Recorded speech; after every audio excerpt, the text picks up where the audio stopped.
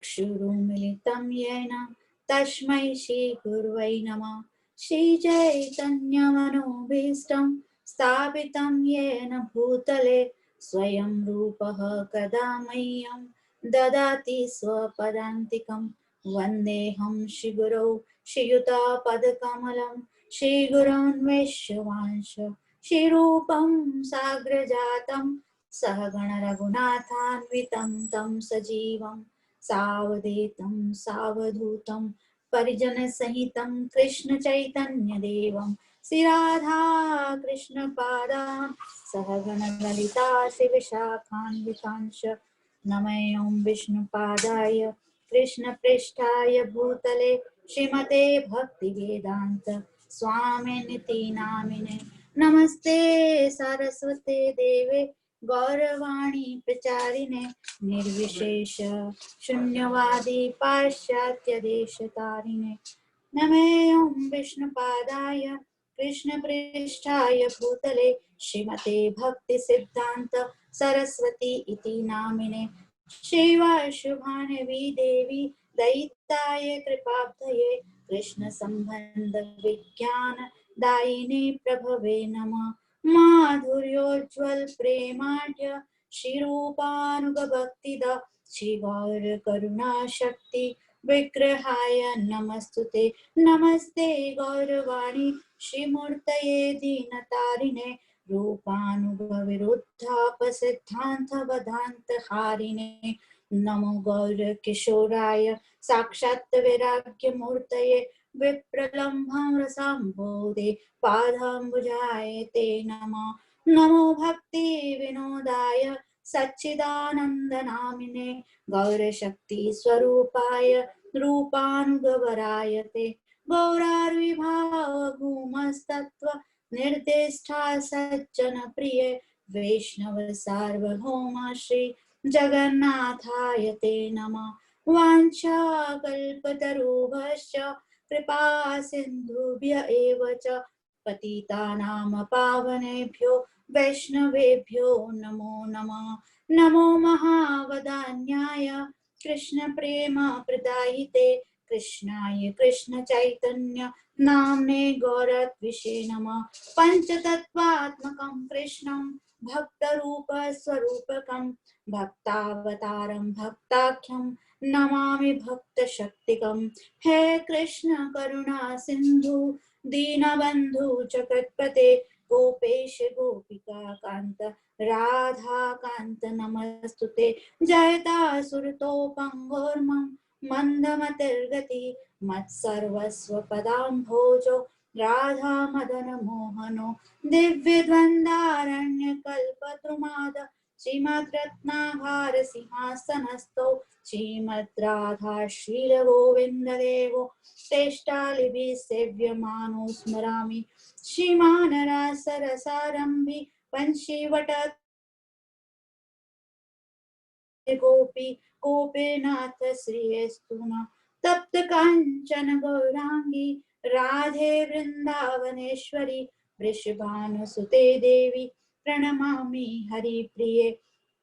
जय श्री कृष्ण चैतन्य प्रभु नित्यानंद श्री अद्वैत गदाधर श्रीवासादि गौर भक्त वृंद। हरे कृष्णा कृष्णा कृष्णा हरे हरे हरे राम राम राम हरे हरे।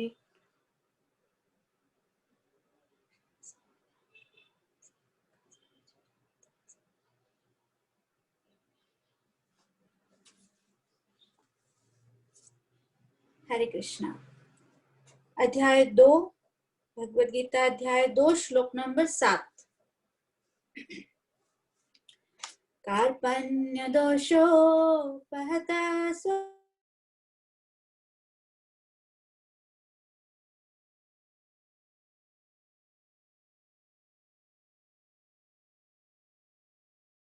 शिष्यस्तेऽहं शाधिमां त्वां प्रपन्नम्।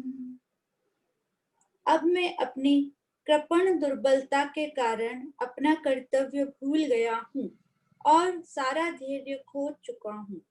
ऐसी अवस्था में मैं आपसे पूछ रहा हूँ कि जो मेरे लिए श्रेयकर है हो उसे निश्चित रूप से बताएं। अब मैं आपका शिष्य हूँ और आपका शरणागत हूँ, कृपया मुझे उपदेश दें।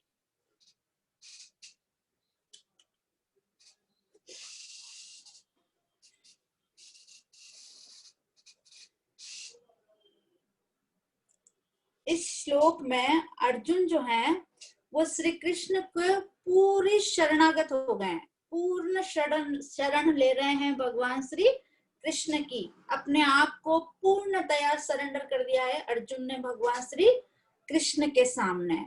एक्चुअली अर्जुन ने देखा कि जितना अधिक वे अपने विचारों द्वारा समस्याओं को सुलझाने का प्रयास कर रहे हैं, उतना ही अधिक वे उन्हीं समस्याओं में उलझते जा रहे हैं।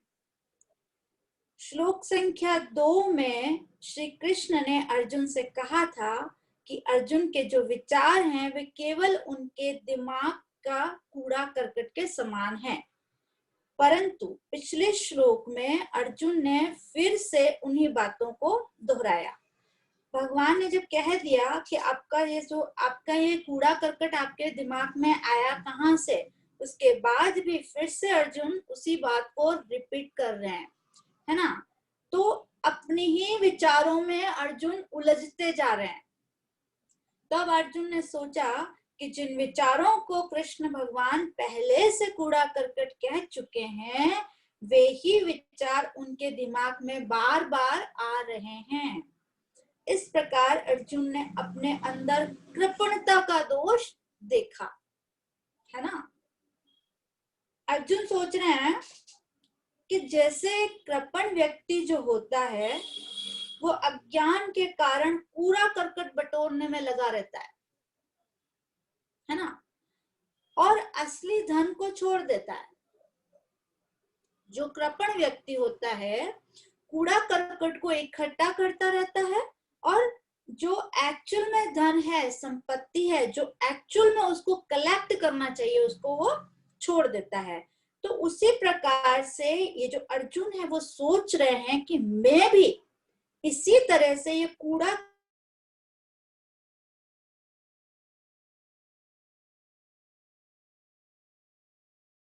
विचारों के कारण मैं असली जो भगवान का धन है, जो भगवान के विचार हैं, भगवान की वाणी है, उसको छोड़ रहा हूं। आप समझ रहे हो? जैसे हाँ, जैसे भगवान, जैसे कूड़ा करकट हम लोग इकट्ठा करते हैं और असली धन को छोड़ देते हैं, वैसे अर्जुन के दिमाग में आ रहा है कि मैं जो ये फालतू का विचारों का मंथन मेरे दिमाग में चल रहा है कूड़ा करकट के समान, इसके कारण मैं कृष्ण की बात नहीं सुन पा रहा हूं, है ना। तो वो चीज यहाँ पे ये अर्जुन फील कर रहे हैं। जिस प्रकार से एक बच्चा होता है ना, वो कई बार अच्छे कलरफुल कागज के टुकड़ों को पकड़ने के लिए कलरफुल उसके सामने ब्लैक, ब्लू, रेड, ऑरेंज ऐसे कलर डाल देंगे तो वो उनमें अट्रैक्ट हो जाता है, और असली जो नोट डाल दिया उसका वो इतना इफेक्टिव नहीं होगा ना, तो वो उसको छोड़ देगा। वो क्या करेगा, कलरफुल चीजों को पकड़ेगा। तो अर्जुन यहाँ पे क्या कर रहे हैं कि फालतू की चीजें उनके दिमाग में आ रही, तो उनके दिमाग में ये चीजें आ रही है कि मैं ऐसे कर रहा हूँ, कि मैं एक बच्चे की तरह कर रहा हूँ, कि मैं जो फालतू की चीजें उनको पकड़ रहा हूँ और अच्छी चीज को छोड़ रहा हूँ। तो सामान्य दृष्टि से अर्जुन के विचार जो है वो हमको ऐसे दिखे, त्याग से भरे हुए और सुंदर दिख रहे हैं एकदम से, कि बहुत अच्छा कर रहे हैं अर्जुन, कि भाई ना अर्जुन उनके युद्ध नहीं कर रहे हैं, और ऊपर से उनको धन नहीं चाहिए, संपत्ति नहीं चाहिए, अधिकार नहीं चाहिए, इसलिए वो युद्ध नहीं कर रहे। ऊपर से हमको बहुत दिख रहा है, लेकिन वास्तव में उनका कोई महत्व नहीं है। जिस प्रकार से असली हीरो के समान सामने कांच के टुकड़ों को कोई महत्व है क्या? असली हीरा अगर पड़ा है और कांच के टुकड़े पड़े हैं तो आप क्या लोगे? असली हीरा ही लोगे ना, कांच के टुकड़ों को क्यों लोगे? तो यहाँ पे जो जैसे कोई कृपण व्यक्ति होता है, वो किसी धनी व्यक्ति के सामने खड़ा है और उससे कह रहा है कि मुझे तो एक मुट्ठी आप वो दे दो, चावल दे दो, एक मुट्ठी गेहूं दे दो, ऐसा कुछ मांग रहा है।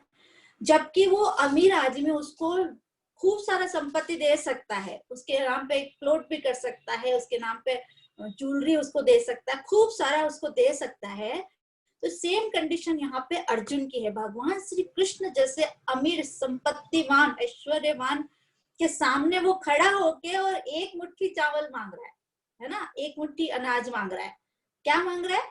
कि मुझे युद्ध नहीं करना है, मेरे संबंधियों को बचा लो आप, मेरे को इनको नहीं मारना है ना। तो यहाँ पे उनके विचारों को कृपण कहा हुआ है।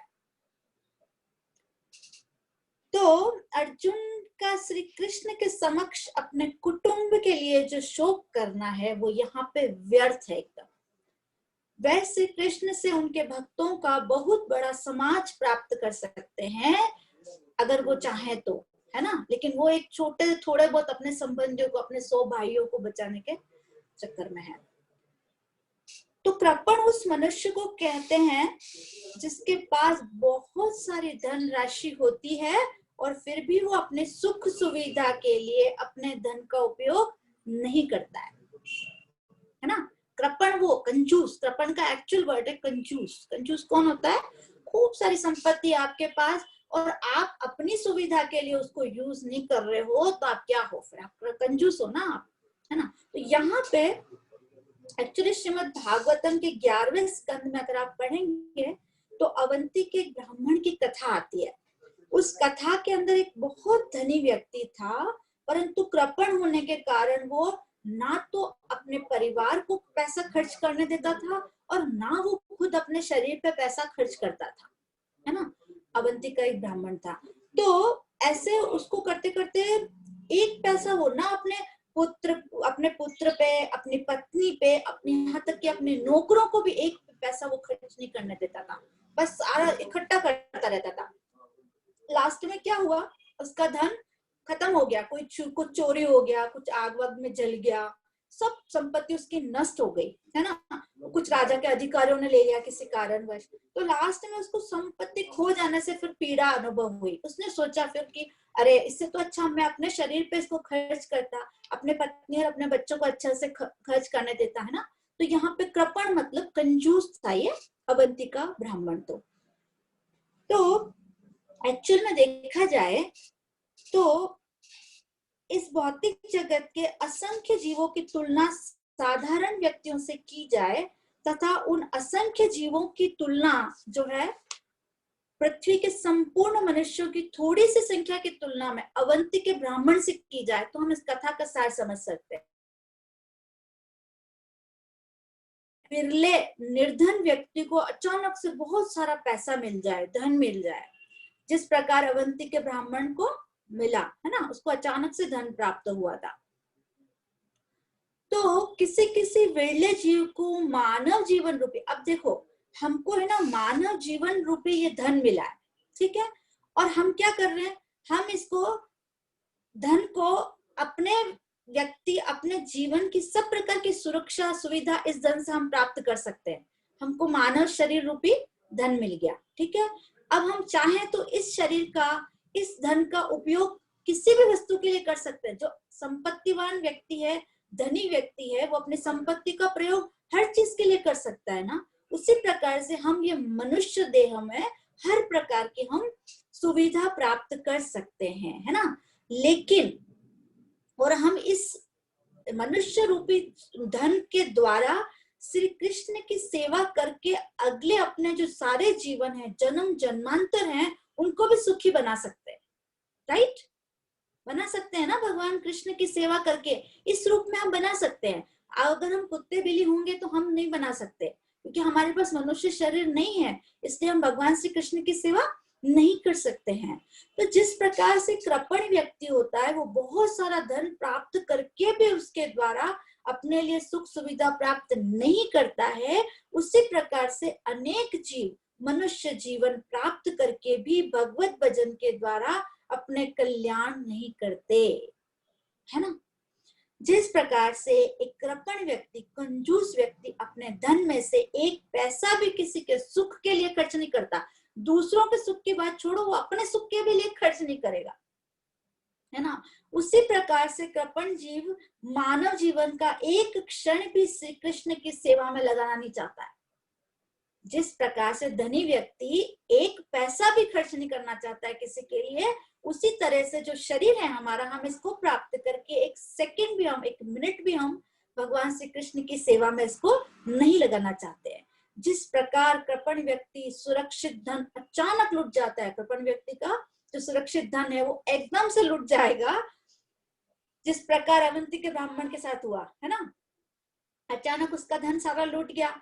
और इसी तरह से श्री कृष्ण की सेवा में अपने जीवन को अगर हम नहीं लगाएंगे तो हमारा जो जीवन है वो अचानक मृत्यु रूपी लुटेरे द्वारा लूट लिया जाएगा। मृत्यु आएगी और हम शरीर हमारा ले जाएगी लूट के, राइट। और फिर जिस प्रकार बुद्धिमान व्यक्ति अपने धन को किसी बड़े व्यापार में लगा के असीमित धन का लाभ प्राप्त करता है, अगर इस धन को हम व्यापार में लगाएंगे तो हम व्यापार से और धन कमाएंगे, राइट, है ना। और अगर हम व्यापार में नहीं लगाएंगे तो हम धन नहीं कमाएंगे और लास्ट में क्या होगा, अवंती के ब्राह्मण की तरह हमारा धन खत्म हो जाएगा। तो इसी तरह से बुद्धिमान व्यक्ति जो होता है वो मनुष्य जीवन को भगवान श्री कृष्ण की सेवा में लगा के असीमित सुख प्राप्त करता है, ठीक है। परंतु जो कृपण व्यक्ति होता है, जो कंजूस व्यक्ति होता है, वो श्री कृष्ण की सेवा में अपने आप को न लगाकर निरंतर दुख भोगता रहता है, राइट। तो इस श्लोक में अर्जुन एक्चुअली कह रहे हैं कि उनका स्वभाव, कृपणता के दोष के कारण उनका स्वभाव नष्ट हो गया। तो क्षत्रिय का क्या स्वभाव है? क्षत्रिय का स्वभाव प्रभुपाद जी ने बताया है 18.43 में। अगर आप देखेंगे 18वें अध्याय के 43वें श्लोक में तो बताया गया है कि क्षत्रिय का जो स्वभाव है वो युद्धे चाप्य पलायनम, अर्थात जो युद्ध से ना भागना, ये क्षत्रिय का स्वभाव है, ठीक है। एक क्षत्रिय का क्या स्वभाव है? वो युद्ध से ना भागे। इसके अतिरिक्त अर्जुन का जो विशेष चरित्र है वे युद्ध में कभी भी विमुख। इससे पहले अर्जुन ने, ऐसी बात नहीं है कि ये महाभारत का युद्ध पहला युद्ध था अर्जुन के लिए, नहीं, ऐसा बिल्कुल भी नहीं है। इससे पहले भी अर्जुन ने बहुत सारे युद्ध किए हैं और किसी भी युद्ध में अर्जुन विमुख नहीं हुए। किसी भी युद्ध में कभी भी अर्जुन विमुख नहीं हुए। अस्त्र विद्या के उत्तम ज्ञाता, संग्राम भूमि में पर्वत के समान अविचल भाव से स्थित रहते थे अर्जुन, बिल्कुल ऐसे खड़े हो जाते थे एकदम से। जब वे अपने दिव्य धनुष की प्रत्यंचा खींचते थे तो उससे जो आवाज आती थी ना, उस आवाज से शत्रु डर जाते थे। उस प्रत्यंचा की आवाज से शत्रु डर जाते थे। और जो अर्जुन जो बाण चलाते थे वो इंद्र जैसे बारिश करता है ना, वैसे अर्जुन बाण चलाते थे उनके। तो आप देखो उनका गांडीव धनुष का जो टंकार होता था, शत्रु डर जाते थे। वहां पे उनका वो सब, तो ऐसा है कि बहुत बहुत वीर थे अर्जुन। यहाँ पे कहना चाह रहे हैं हम कि ऐसा नहीं है कि अर्जुन, महाबली अर्जुन अलात चक्र की भांति घूम घूम कर सारे शत्रुओं पर बाण की वर्षा करते थे। और बाणों की वर्षा नहीं करते थे, बाणों के समूहों की वर्षा करते थे। बताओ आप, समूह के बाण के गुच्छे गिरते थे लोगों के ऊपर। परंतु यहाँ पे कृपणता के दोष से अर्जुन का स्वभाव नष्ट हो गया, खत्म हो गया। अब देखने में ऐसा लगता है कि अर्जुन बहुत उदार है, युद्ध नहीं करना चाहते, राज नहीं भोगना चाहते, अपने संबंधियों को नहीं मारना चाहते। परंतु गहराई से देखा जाए तो अर्जुन यहाँ पे कृपण है, कृपणता से युक्त है, क्योंकि वे महान श्री कृष्ण के जैसी रत्न राशि को छोड़कर अपने कुटुंब रूपी कांच के टुकड़ों के प्रति आसक्त हैं। कृपणता क्या है उनकी? भगवान श्री कृष्ण जैसे चमकते हुए हीरो को छोड़ के वो एक अपने संबंधियों, कुटुंबियों को कांच के टुकड़ों के पीछे पड़े हुए हैं।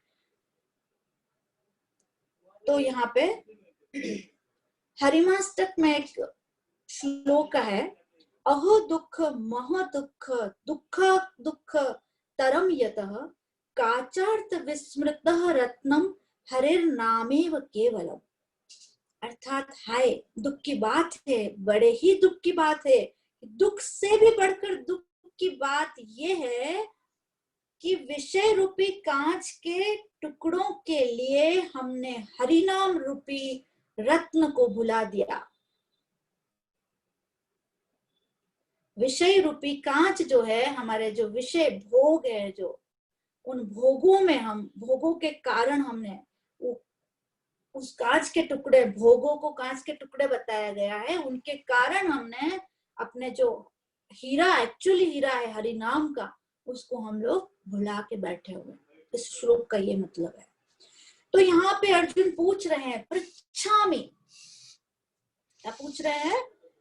इसके पूर्व अर्जुन ने श्री कृष्ण से पूछ नहीं रहे थे, अर्जुन श्री कृष्ण को बता रहे थे, है ना। हमारे अर्पित प्रभु एक दिन हमको बाहर गए तो बोले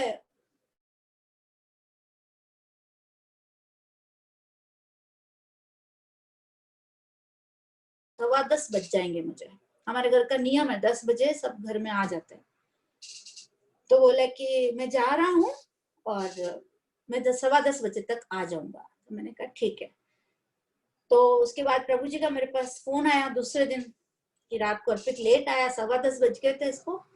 और ये तो मैंने कहा कि अच्छा ऐसा, तो फिर मैंने उसको डांटा, मैंने कहा तूने पूछना चाहिए ना मुझसे। बोला मैं आपको बता के पूछ के तो गया था।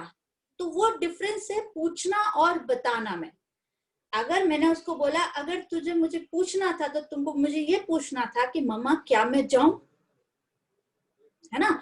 मैं उसको बोलती हाँ तुम जाओ तो वो जाता, उसने मुझे बताया। तो यहाँ पे श्री कृष्ण भी, अभी तक अर्जुन कृष्ण को बता रहे थे, पूछा नहीं था उन्होंने कुछ भी। कृष्ण ये हो गया और ये हो गया सब बता रहे, लेकिन उन्होंने पूछा नहीं है। पृच्छामि कहाँ कर रहे हैं वो, अब पूछ रहे, अब इस श्लोक में पूछ रहे हैं।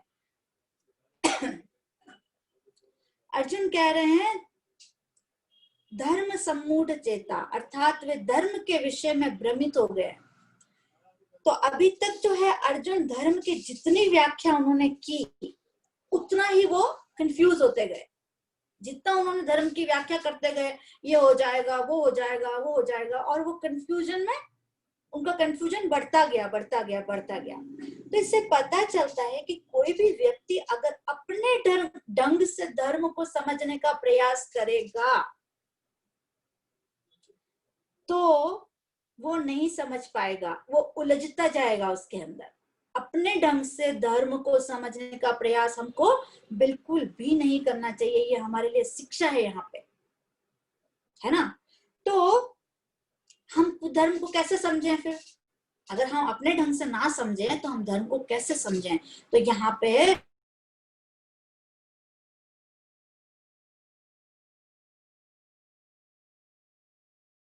परंपरा से हमको ये ज्ञान को प्राप्त करना चाहिए।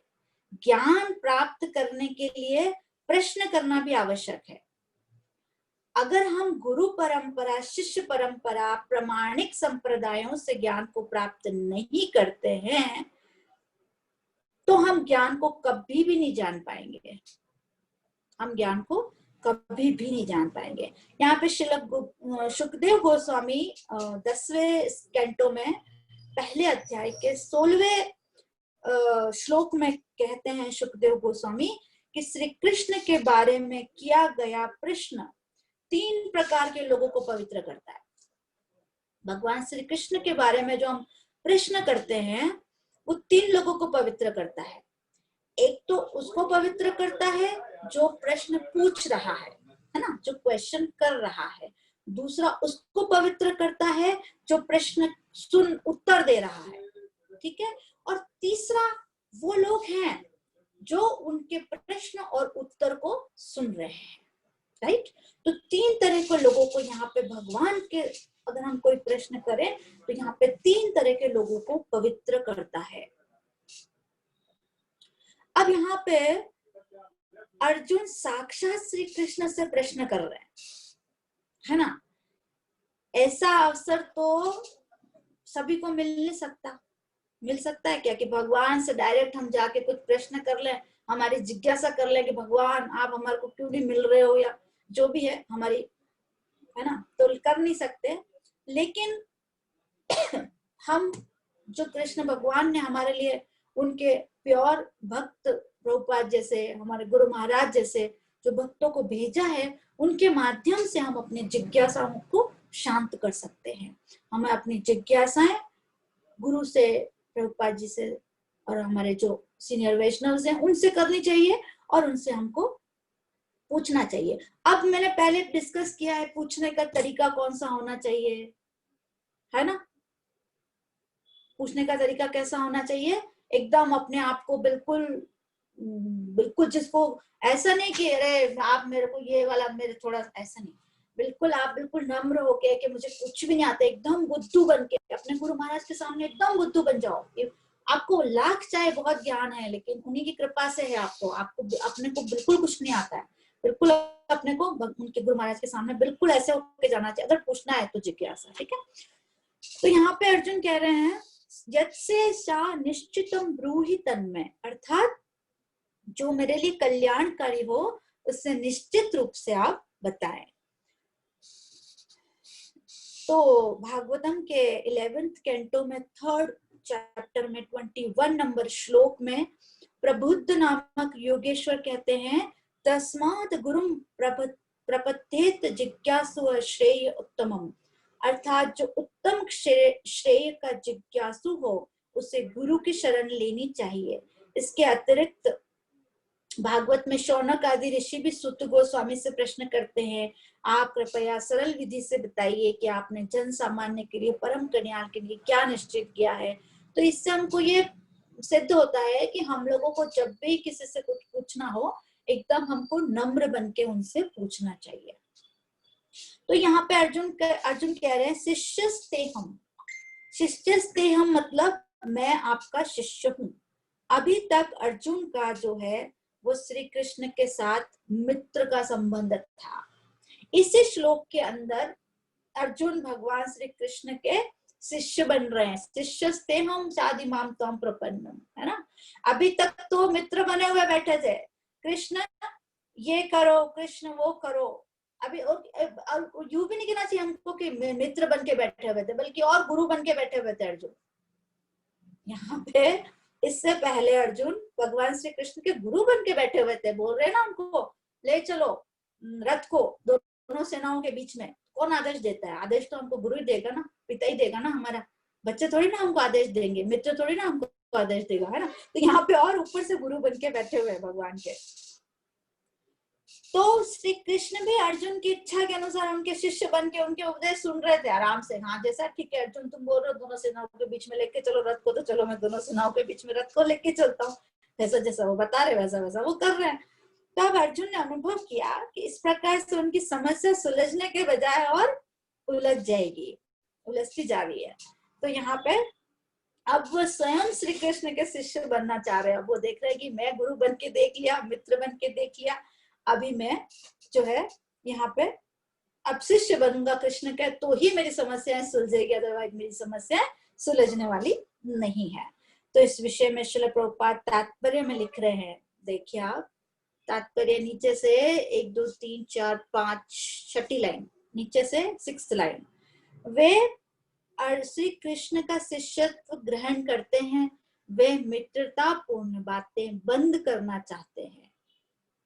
अब जो है अर्जुन यहाँ पे क्या कि गुरु और शिष्य की जो बातें होती है वो बहुत गंभीर होती है, तब अर्जुन अपने गुरु के समक्ष गंभीरता पूर्वक बातें करना चाह रहे हैं। अब उनसे पहले तो खूब हंसी मजाक कर लिया कृष्ण के साथ में और हर कुछ बोल दिया कृष्ण को, लेकिन अब यहाँ पे थोड़े से सीरियस हो गए अर्जुन। तो कृष्ण जो है भगवत गीता ज्ञान के आदि गुरु है ना, हमको पता है सबको। अर्जुन जो है गीता समझने वाले पहले शिष्य है। देखिए यहाँ पे भगवत गीता के जो ज्ञान है आदि गुरु हैं, हमारे जो प्रथम गुरु, अगर हमारे पास प्रश्न आया कि प्रथम गुरु कौन है तो हमारे पास उत्तर होना चाहिए भगवान श्री कृष्ण ही प्रथम गुरु है, और गीता को समझने वाले प्रथम शिष्य जो है वो अर्जुन है यहाँ पे, ठीक है।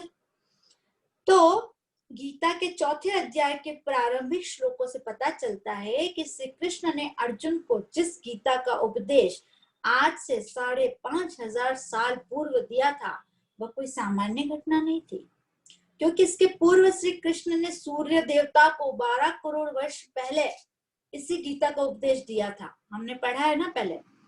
तो इस बात से हम समझ सकते हैं कि गीता का ज्ञान जो है वो कितना हमारे लिए इम्पोर्टेंट है। श्री कृष्ण ने अर्जुन को गीता का उपदेश क्यों दिया? इसका एकमात्र कारण यही है कि अर्जुन ने श्री कृष्ण की शिष्यता जो है वो स्वीकार करी। शिष्यस्तम साधि माम त्वाम प्रपन्नम। अगर वो शिष्यता स्वीकार नहीं करते तो शायद भगवान उनको ज्ञान नहीं देते। तो देखिए हमारे लिए कितनी बड़ी शिक्षा है कि अगर जब हमको किसी से ज्ञान प्राप्त करना हो तो हमें शिष्य बनना पड़ेगा, राइट। तो श्रील प्रभुपाद तात्पर्य में लिख रहे हैं, कहता है वैदिक वांग में उपदेश देता है कि जीवन की उलझनों को समझने के लिए तथा उनका समाधान करने के लिए हमें परंपरागत गुरु के पास जाना चाहिए। अतः मनुष्य को भौतिक उलझनों में न रहकर गुरु के पास जाना चाहिए। यही इस श्लोक का तात्पर्य है। ठीक है, तो यहाँ पे क्या कह रहे हैं प्रभुपाद जी कि हमें जो हमारी उलझने हैं उनका समाधान अगर चाहिए तो हमको प्रामाणिक संप्रदाय से गुरु के पास जाना चाहिए, है ना।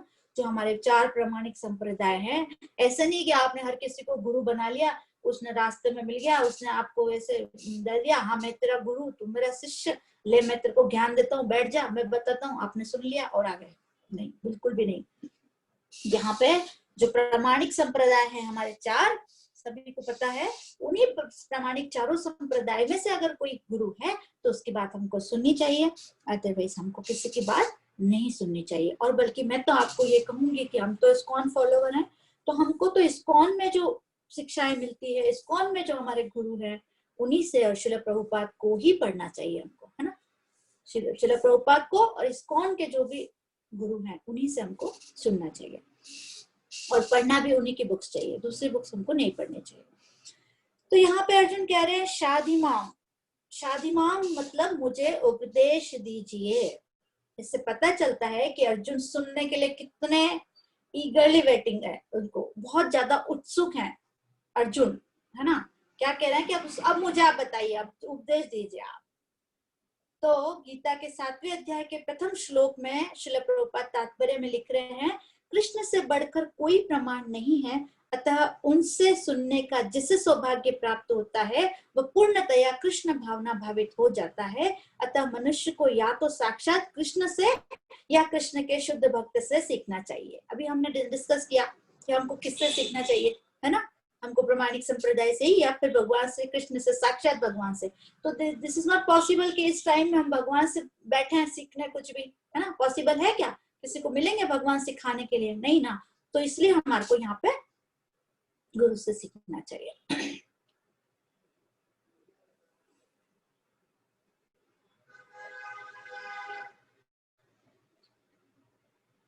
तो जो हम भागवत तथा भक्तों से कृष्ण के विषय में अधिकाधिक सुनते हैं, जो हम भगवत भक्ति में स्थिर होते जाते हैं, है ना। जैसे जैसे हम सुनते जाएंगे वैसे वैसे हम भगवत भक्ति में स्थिर होते जाएंगे। तो भक्ति के विकसित होने पर रजो तथा तमो गुण से अपने आप हमको धीरे धीरे मुक्ति मिल जाएगी ना। हमको प्रयास नहीं करना पड़ेगा कि हमारे काम, क्रोध, लोभ, मोह, मत्सर जो भी हमारे जो अवगुण है वो धीरे धीरे हम जैसे जैसे हम पढ़ते जाएंगे, जैसे जैसे हम सुनते जाएंगे अपने परंपरा से, तो वैसे वैसे हमारा जो है प्योरिफिकेशन होता जाएगा और हम शुद्ध हो जाएंगे और हम कृष्ण भावना भावित बनते जाएंगे। तो श्री कृष्ण से या कृष्ण भावना भावित भक्तों के मुखों से सुनकर ही कृष्ण तत्व को जाना जा सकता है। अब ये तो फैक्ट है कि अगर हमको वाकई में कृष्ण तत्व को समझना है, भगवान श्री कृष्ण एक्चुअल में है क्या, तो हमको कृष्ण भावना भावित व्यक्तियों से, जो कृष्ण भावना भावित व्यक्त है, उन्हीं से समझेंगे तो ही हमको समझ में आएगा। तो यहाँ पर शादीमाम का अर्थ है आप मुझ पर शासन करो। शादीमाम, आप मुझ पर शासन करो। तो अर्जुन एक्चुअली चाह रहे हैं यहाँ पे कि श्री कृष्ण जो है वो अपने ज्ञान की तीखी तलवार से अर्जुन के अज्ञान को काट के फेंक दे। क्या चाह रहे हैं अर्जुन? कि भगवान श्री कृष्ण के पास जो ज्ञान रूपी तलवार है, उससे अर्जुन का जो अज्ञान रूपी अज्ञान है उसको काट के फेंक दे भगवान। इसके लिए वे भगवान श्री कृष्ण के कठोर वचनों को भी सुनने के लिए यहाँ पे तैयार बैठे। अब भले भगवान कुछ भी बोलेंगे, इतनी देर तो खूब बोल लिए अर्जुन, लेकिन अब कह रहे हैं कि अब भगवान आप बोलो, अब मैं सुनने को तैयार हूँ। तो श्रील प्रभुपाद जब छोटे बच्चे थे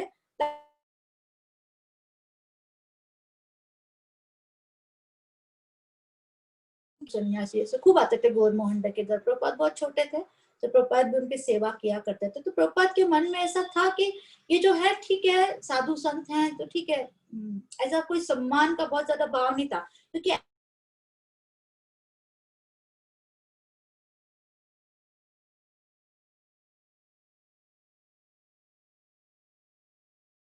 जाए तो वो लोग ऐसे।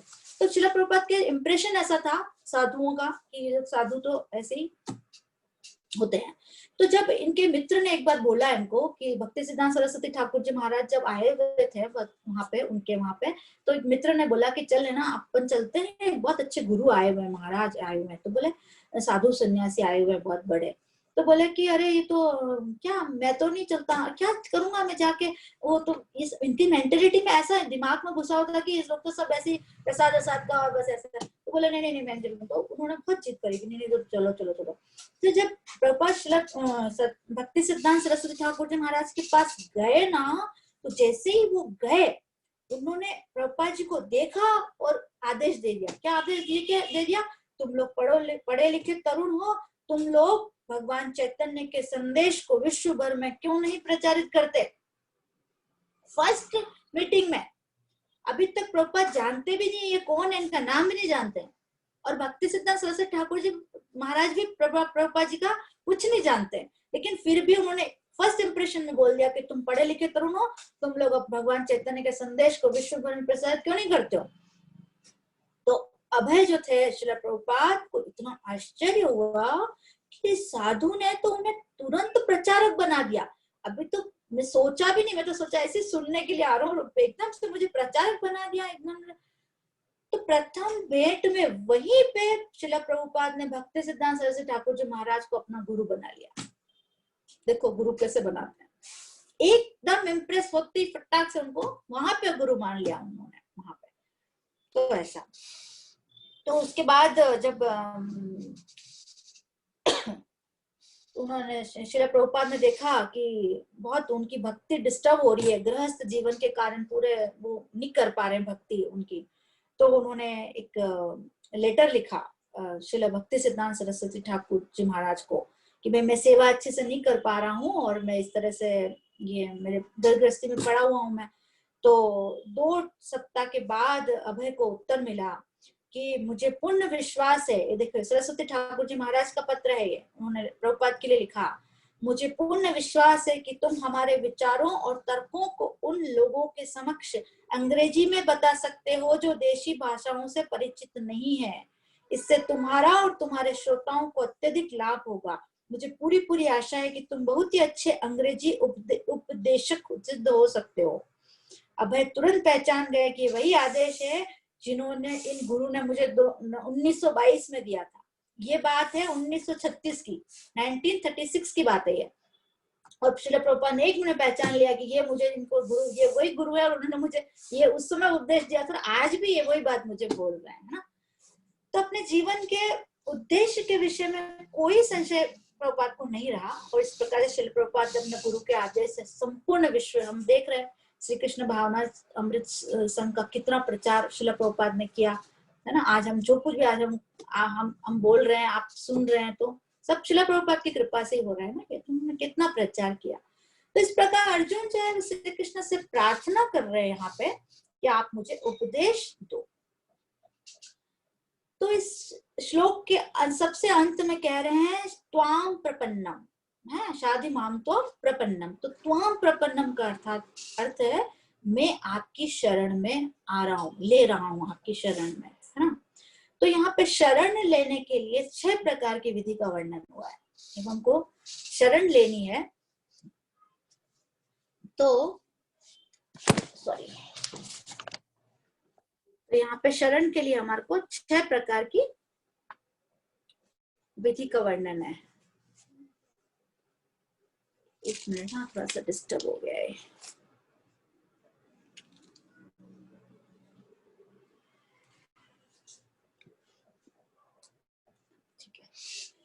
तो 6 प्रकार की विधि से हम शरण ले सकते हैं। पहली विधि, श्री कृष्ण के अनुकूल आचरण का संकल्प।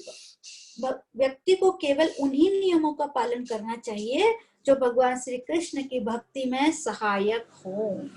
जैसे प्रतिदिन हरे कृष्ण महामंत्र का जाप करना, माला करना, प्रातः जल्दी उठकर मंदिर में आरती, कीर्तन, प्रवचन आदि कार्यक्रमों में भाग लेना और श्री कृष्ण को भोग लगाकर ही भोजन करना। ठीक है, ये हमारी कुछ विधियां हैं जो हमारे कृष्ण भगवान के आचरण, अनुकूल आचरण है, तो यही हमको करनी चाहिए। ठीक है। दूसरा है श्री कृष्ण के प्रतिकूल आचरण का त्याग करना। जो हमारे भगवान को पसंद नहीं है उनको हमको त्याग करना है। जो लोग आसुरी स्वभाव के हैं, श्री कृष्ण के विरुद्ध बातें करते हैं, उनका संग हमको बिल्कुल भी नहीं करना चाहिए। जो लोग व्यभिचार, मांसाहार, जुआ तथा नशा करते हैं, उनका त्याग करना चाहिए। इनके अतिरिक्त ऐसे अनेक नियम है जो कृष्ण भक्ति में बाधक होते हैं, उनका हमको त्याग करना चाहिए। ऐसे अन्न का भी भोजन नहीं करना चाहिए जो भगवान श्री कृष्ण को ऑफर नहीं किया हुआ हो। ठीक है। तीसरा है श्री कृष्ण की रक्षा में विश्वास करना।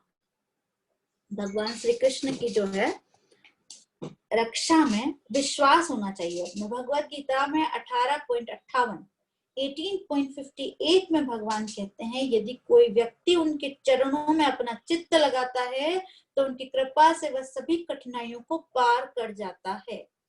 इसके अतिरिक्त 18.66 आप लोगों को सभी को श्लोक भी याद है और हमको पता है, सर्वधर्मान परित्यज्य मामेकं शरणं व्रज अहं त्वां सर्वपापेभ्यो मोक्षयिष्यामि मा शुचः। मतलब क्या कह रहे हैं, सभी धर्मों को छोड़कर मेरी शरण में आ जाओ, मैं तुम्हारी सभी पापों से रक्षा करूंगा, डरो मत, है ना। तो ये भगवान की जो वाणी है, इस पे हमको पूर्ण विश्वास होना चाहिए।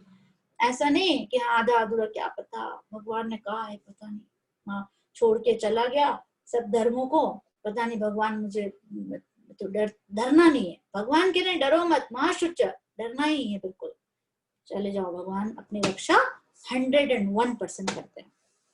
चौथा है श्री कृष्ण को अपना रक्षक स्वीकार करना। जिस समय द्रौपदी का भरी सभा में अपमान हो रहा था, उनकी रक्षा करने वाला कोई भी नहीं था, उस समय उसने श्री कृष्ण को ही अपना रक्षक स्वीकार किया। इस प्रकार इस भयानक संसार में पग पग पर संकट देखते हुए व्यक्ति को सदैव श्री कृष्ण से रक्षा करने की प्रार्थना करनी चाहिए।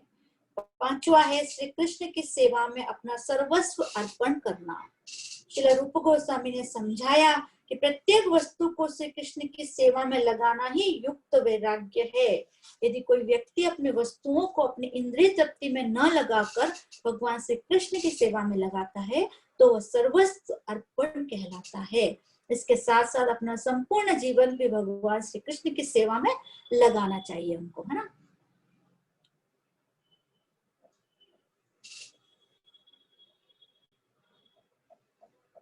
खुशबू माता जी, इंक खत्म हो गई क्या पेन में? पेन में इंक खत्म हो गई। ठीक है। 6th है श्री कृष्ण के समक्ष कृपणता या दीनता का भाव। श्री चैतन्य महाप्रभु क्या कहते हैं, तृणादपि सुनीचेना तरोरपि सहिष्णुना अमाननीन मानदेन कीर्तनीया सदा हरि। हम श्री कृष्ण के समक्ष अपने को तिनके से भी अधिक तुच्छ समझें। नारद भक्ति सूत्र में भी कहा है कि ईश्वर को दीनता या विनम्रता प्रिय है तथा अभिमान से नफरत है।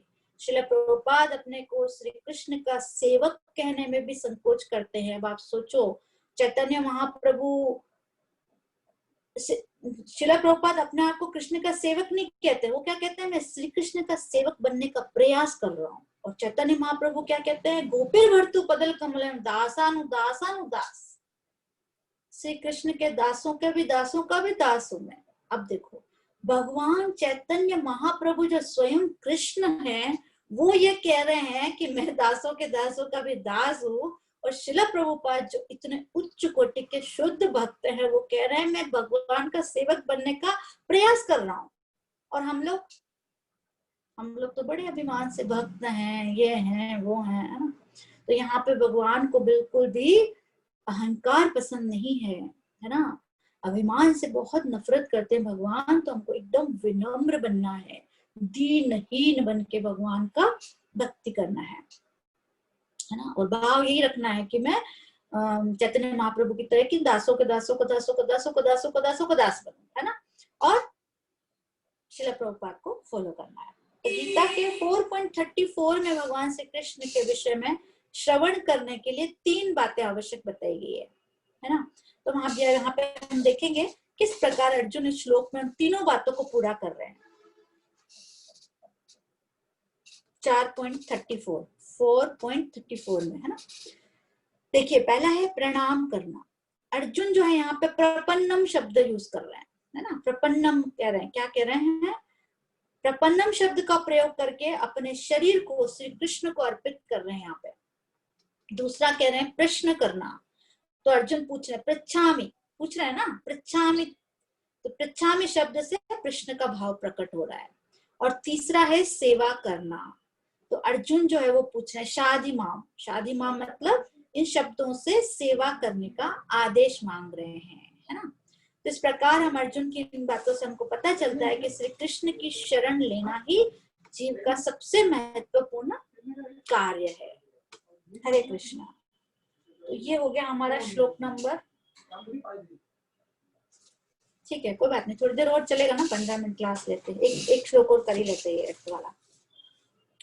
नहीं प्रपश्यामि ममाप्नुनादत यच्चोकमुच्चोषणमिन्द्रियाणाम् अवाप्य भूमा वसपत्नमृतं राज्यं सुराणामपि चाधिपत्यम्।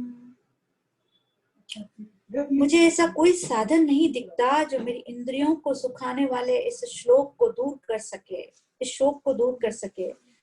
स्वर्ग पर देवताओं के आधिपत्य की तरह इस धन्य दान संपन्न सारी पृथ्वी पर निष्कंटक राज्य प्राप्त करके भी मैं इस शोक को दूर नहीं कर सकूंगा।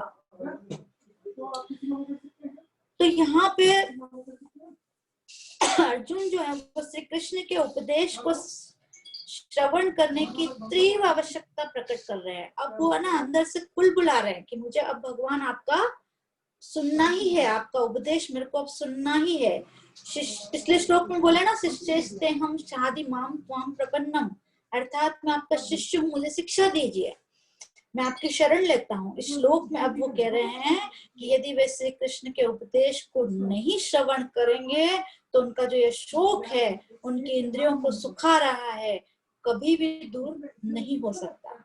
इस संबंध में अर्जुन 2 प्रकार की उपलब्धियों का यहाँ पे बता रहे हैं, चर्चा कर रहे हैं। 2 प्रकार की उपलब्धियों का। कौन कौन सी उपलब्धियां हैं जिनके द्वारा भी उनका शोक दूर नहीं हो सकता?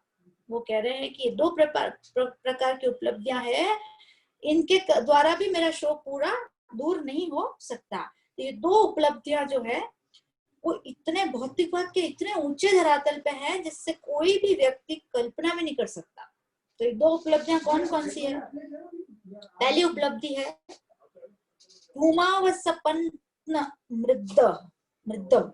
भूमावसपत्न मृदम अर्थात संपूर्ण पृथ्वी का समृद्ध और निष्कंटक राज्य।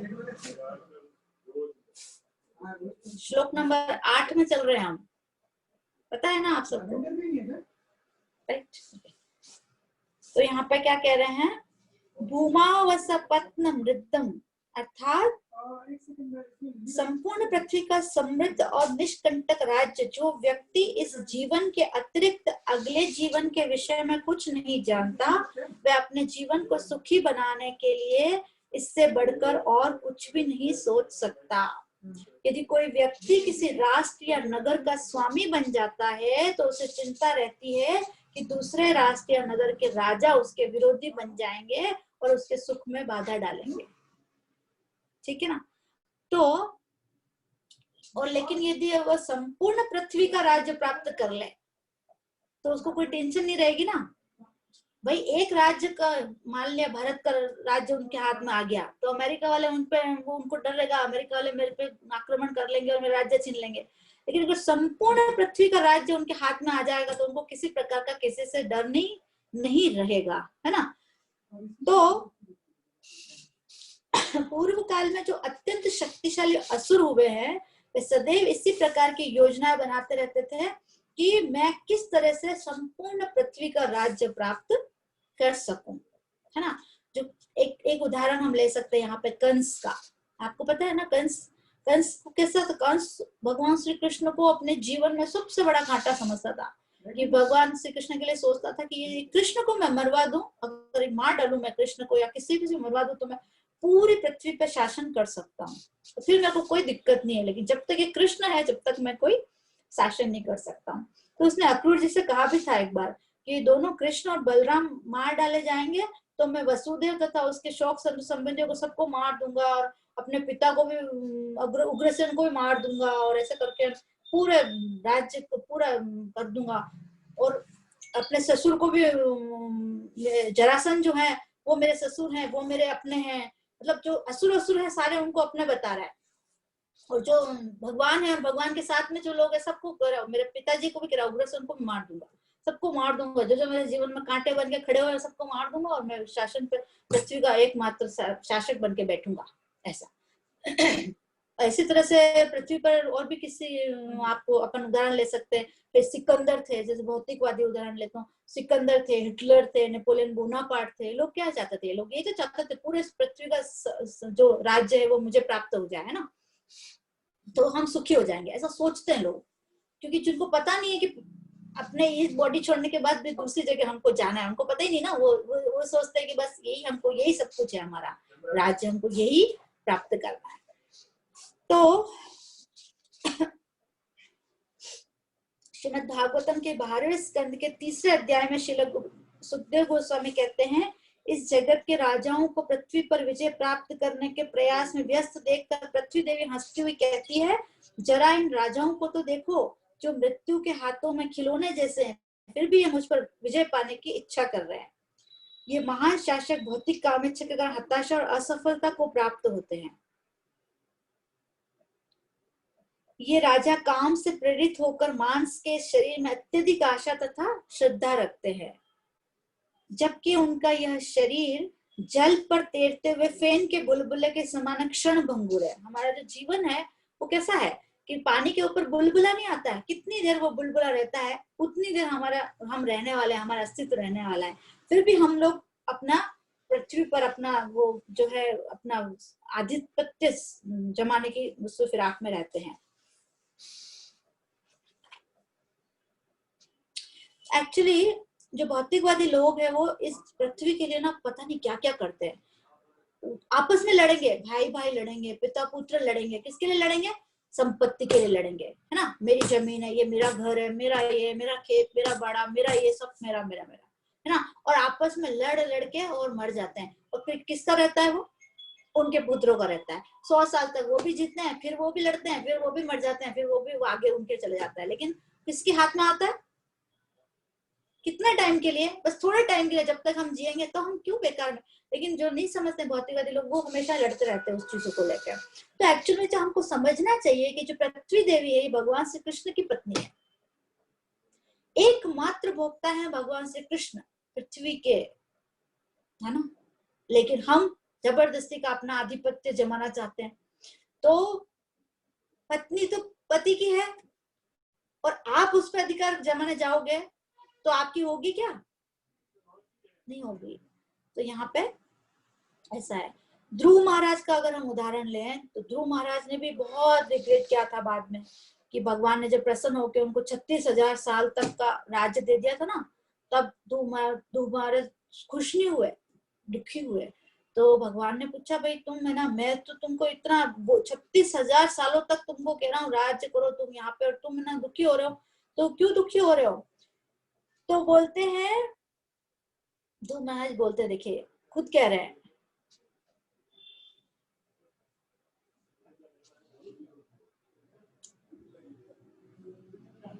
वो कह रहे हैं कि मैंने आपको इतना सब भगवान वासुदेव को पाके मैं इतना अभागा हूँ कि मैं उन भगवान के चरण कमलों के पास पहुंच गया जो जन्म और मरण के चक्र की जंजीर को तुरंत काट सकते हैं, किंतु फिर भी मैं अपने मूर्खता के कारण ऐसी वस्तुएं मांगी आपसे मैंने जो नाशवान है। क्या मांगी उन्होंने? राज्य मांगा ना। भगवान जो साक्षात उनके सामने खड़े हुए हैं और आप उनको कुछ भी ऐसी वैसी चीजें मांग रहे हो उनसे। वही बात होगी ना अर्जुन की, जैसे कि अर्जुन इतने कृपण है कि हीरे के सामने कांच के टुकड़े की वो प्रयास कर रहे हैं, कूड़ा करकट इकट्ठा कर रहे हैं। तो यहाँ पे ध्रुव महाराज भी अब रिग्रेट कर रहे हैं। क्या कह रहे हैं कि आप मुझे भगवान के सामने कह रहे हैं कि आप इतने जन्म मृत्यु के चक्कर से मेरे को जंजीर को काट सकते थे मेरी, फिर भी मैंने मूर्खता के कारण आपसे ऐसी वस्तुएं मांगी जो नाशवान है। वास्तविकता को न जानने के कारण मैं माया की गोद में सोया हुआ था और अपने भाई को भी मैं शत्रु समझता रहा और झूठे ही यह सोचकर अपने मन में शोक करता रहा कि वो मेरा शत्रु है। अपनी पूर्ण मूर्खता और पुण्यों की कमी के कारण मैंने भगवान से नाम, यश और संपत्ति मांगी। तो यहाँ पे ध्रुव महाराज पछता रहे हैं। तो शुद्ध भक्त जो होता है वो भगवान की सेवा करने का अवसर प्रदान करने की याचना करते हैं ना। शुद्ध भक्त होते हैं वो कभी भी भगवान से ये चीजें नहीं मांगते कि मुझे बंगला दिला देना, मुझे गाड़ी चाहिए, भगवान मुझे गाड़ी दे देना। और मांगना भी नहीं चाहिए हमको भगवान से, है ना, क्योंकि ये बहुत छोटी चीज है। अगर हम भगवान से भक्ति मांगेंगे तो अब जैसे एक छोटा बच्चा है, यहाँ पे उदाहरण ले सकते हैं कि एक छोटा बच्चा है, उसके सामने आपने बहुत सारी खिलौने रख दिए और सब चीजें रख दी, है ना, और एक चेक रख दिया 1 लाख रुपए का, है ना, तो बच्चा खिलौना ले लेगा या कुछ ऐसी चीज ले लेगा ना, उसको तो नहीं पता। लेकिन अगर हम 1 लाख रुपए का चेक ले लें वो बच्चा अगर, तो उसको पता है 1 लाख रुपए में खिलौने भी आ जाएंगे, बुक्स भी आ जाएगी, जो भी उसको चाहिए सब कुछ, वो जहाँ पे जो चीजें पड़ी सब आ जाएगी ना। तो ये भी है, भक्ति अगर हम भगवान से मांगते हैं तो हमको अपने आप सारी चीजें मिल जाती है। दूसरी जो उपलब्धि मांग रहे हैं यहाँ पे अर्जुन, वो ये है कि स्वर्ग में देवताओं का आधिपत्य। क्या कह रहे हैं? सुराणाम आधिपत्यम, अर्थात स्वर्ग में देवताओं का आधिपत्य। जो व्यक्ति इस जीवन के अतिरिक्त अगले जीवन के विषय में विश्वास रखता है वह शास्त्रों के द्वारा निर्दिष्ट विधियों के द्वारा इस जीवन में तपस्या का आचरण करते हुए स्वर्ग का सुख भोगना चाहता है। आप लोगों में से कौन कौन स्वर्ग जाना चाहता है? हाथ खड़ा कीजिए। कौन कौन जाना चाहता है? एक भी हाथ खड़ा नहीं हो रहा है, क्या बात है? बाकी सब तो वीडियो ही ऑन नहीं कर रखे हैं। ठीक है, बढ़िया बात है। तो आईपैड भी गिर गया, इसको भी नहीं जाना है स्वर्ग। तो वेरी स्मार्ट है आप लोग, सब स्मार्ट हैं। स्वर्ग नहीं जाना चाहते मतलब? तो क्यों नहीं जाना चाहते स्वर्ग? स्वर्ग में सब सुख है भाई, है? लिखते हैं ना हम, तो मर जाते तो स्वर्गवासी हो गए, है ना, स्वर्गवासी करके लिखते हैं। और पता नहीं नरक में गए हैं, स्वर्ग में गए, लेकिन लिखते हैं, क्या लिखते हैं? स्वर्गवासी, है? नरकवासी कोई नहीं लिखता। न्यूज़पेपर में कहीं पढ़ा क्या आपने कि फलाना फलाना आदमी नरकवासी हुए? नहीं हुए, स्वर्गवासी हुए। तो यहाँ पे सुराणाम आधिपत्यम, अर्थात स्वर्ग में देवताओं का आधिपत्य। जो व्यक्ति विश्वास रखता है अगले जीवन में, वह स्वर्ग में भी सुख है, कई प्रकार के स्तर, तथा वहां भी एक दूसरे के प्रति ईर्ष्या। अब स्वर्ग में जाके भी हमारे को, आप ये मत सोचो कि स्वर्ग में जाके, देखो यहाँ पे भी हम भोग कर रहे हैं और स्वर्ग में भी हमको भोग ही करना है। और हमारा एक्चुअली हम भोग का हमारे में अंदर था ना, इसीलिए हम आए भी हैं यहाँ पे। हमारे जन्म का कारण ही यही है। आपको पता है हमको भौतिक शरीर क्यों मिला? इसीलिए मिला। हम तो आराम से गोलोक धाम भगवान की सेवा में थे वहां पे, लेकिन हमने भगवान से ईर्ष्या करी। हमने क्या सोचा? हमने सोचा कि भगवान तो इतने आराम से भोग कर रहे हैं और हम तो कर नहीं पा रहे हैं। ये हमारे मन में आई। भगवान ने कहा जाओ नीचे जाओ, तुम भी करो भोग। डाल लिया हमने वो दुखालय में, है ना। अभी देखो भोग करो, खूब आराम से करो, फिर स्वर्ग में जाके फिर स्वर्ग में भोग करना, है ना। तो ऐसा, तो यहाँ पे सब चीजें जो यहाँ है वो भी स्वर्ग में भी है। ऐसा नहीं कि स्वर्ग में बहुत अच्छा अच्छा है, वो ऐसा कुछ नहीं है। जो यहाँ पे है वो भी स्वर्ग में भी है। तो इस प्रकार कोई भी व्यक्ति अधिक से अधिक ये सोचता है कि वह स्वर्ग का राजा इंद्र बन जाए। अब देखो, स्वर्ग में भी जाके हमको छोटी मोटी पोस्ट नहीं चाहिए, इंद्र ही बनना है। स्वर्ग का राजा इंद्र ही बनना है हमको वहां पे भी, है ना। छोटी मोटी पोस्ट में हम विश्वास नहीं करते हैं। और अगर हम इंद्र बन भी जाएं तो क्या कर लेंगे? इंद्र का पद क्या परमानेंट है? नहीं है। इंद्र का पद भी परमानेंट नहीं है।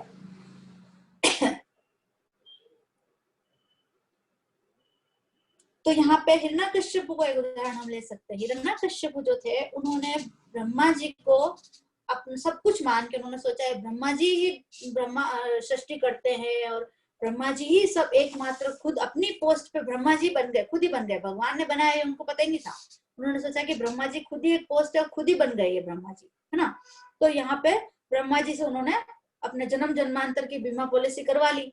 मैं ये नहीं मरूं, उसमें नहीं मरूं, उसमें नहीं मरूं। हाँ, लास्ट में क्या हुआ? फायदा हुआ? कुछ नहीं हुआ, है ना।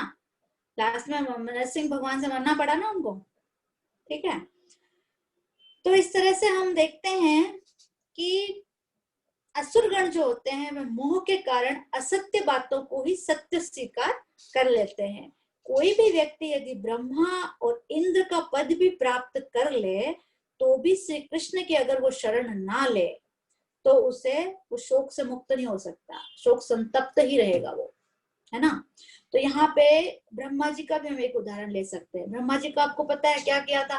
भगवान के बछड़े चुराए थे, ब्रह्मा जी ने चुराए थे ना। उसके बाद क्या हुआ? बाद में भगवान, माफी मांगनी पड़ी ना उनको भगवान से, है ना। दुखी हो गए, खुद ही बछड़े चुरा के फिर दुखी हो गए वो, है ना। तो शोक उनका कैसे दूर हुआ?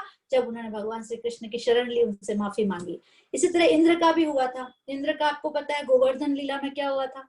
गोवर्धन लीला में इंद्र ने उनका वो बारिश की थी उनके ऊपर, फिर लास्ट में माफी मांगी थी वापस, तब फिर वो दुखी हो गए, माफी मांग के फिर सुखी हुआ। तो यहाँ पे ऐसी कालनेमी का भी उदाहरण है। कालनेमी का भी ऐसे हुआ था, बहुत भगवान से ईर्ष्या करता था। मधुकैटभ के भी ये शत्रु है, इन्होंने ये कर दिया, इन्होंने वो कर दिया, खूब सारे भगवान की वो करके लास्ट में दुखी हुआ और फिर बाद में लास्ट में भगवान से लड़ाई की, युद्ध किया और हार गया, मर गया, ठीक है।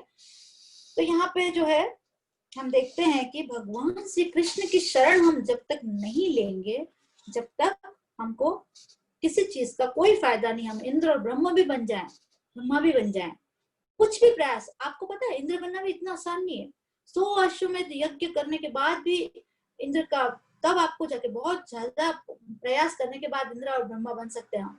और फिर भी कोई मतलब नहीं यहाँ पे उन लोगों को भी भगवान, जब तक हम कृष्ण की शरण में, तो इससे अच्छा हम जैसे हैं भक्त हमारे, हम अपनी भक्ति करें, भगवान श्री कृष्ण की भक्ति करें, उनके भक्तों की भक्ति करें, सेवा करें और हम अपना जीवन सुखी बनाएं। और तभी एकमात्र कारण है जिससे हम सुखी हो सकते हैं, और सुखी हम सब होना चाहते हैं, राइट।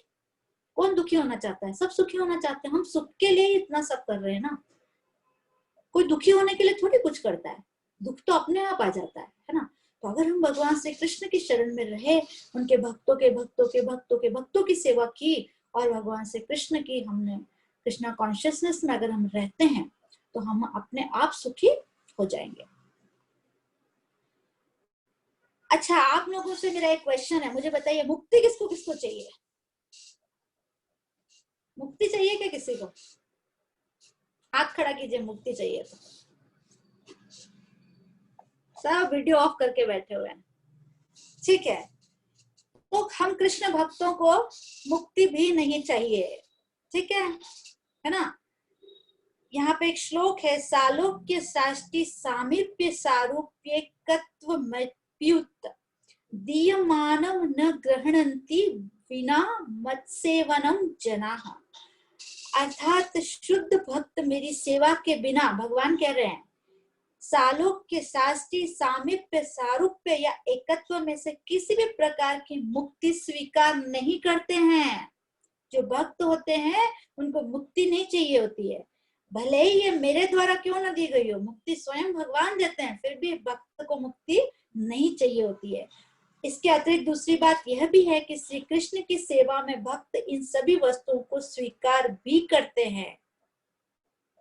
जैसे ध्रुव महाराज को भगवान ने संपूर्ण पृथ्वी का राज्य दिया तथा उसके बाद ब्रह्मा जी से भी ऊपर ध्रुव लोक में उनको स्थान दिया भगवान ने।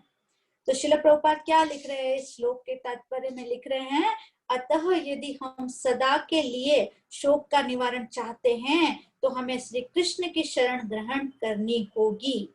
जिस तरह अर्जुन ने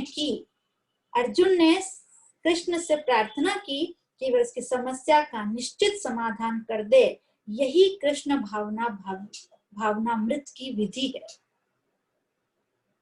तो क्या शिक्षा मिली आज हमको? एक तो हमको फालतू का कूड़ा करकट इकट्ठा नहीं करना है, ठीक है। दूसरा, हमको किसी भी तरह की मुक्ति नहीं चाहिए, स्वर्ग भी नहीं जाना हमको, है। बहुत सारी शिक्षाएं आज हमको मिली, ठीक है। तो हो गया हमारा श्लोक नंबर आज कंप्लीट। नेक्स्ट मंडे हम श्लोक नंबर 9 और 10 करने का प्रयास करेंगे। ओह गॉड, क्या